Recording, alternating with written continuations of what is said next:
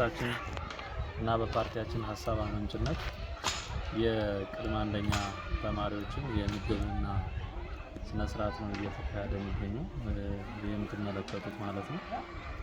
መንግስት ይህን ስራ ሲሰራ ትኩረት ያደረገው ምንድነው? መስራት ያለብን ህፃናት ላይ ነው።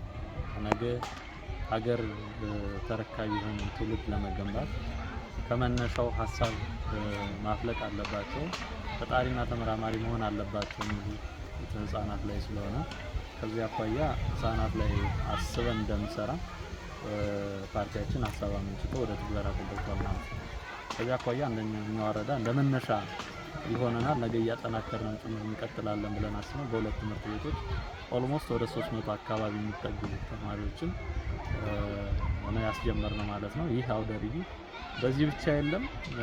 እንደ ፓርቲም እንደ መንግስትም ጭምር ትኩረት አድርጎ የተነሳው በትምህርት ተቋማት ላይ በተለይ የቅድመ አንደኛ ትምህርት ቤት ግንባታዎችን በተመለከተ አቅዶ አስቦ እየሰራ ነው። ምቹ ኢንቫይሮንመንት ምቹ አካባቢ ከመፍጠር ማኳያ ጭምር የትምህርት ቤት ግንባታ ስራዎች እየተከናወኑ ነው ያሉት።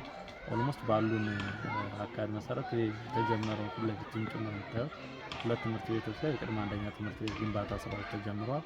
ይሄ ህፃናት ተመችቷቸው እንዲማሩ እውቀት እንዲገበዩ ከማድረግ አኳያ ታቅዶም ጭምር እየተሰራ ያለበት ነው።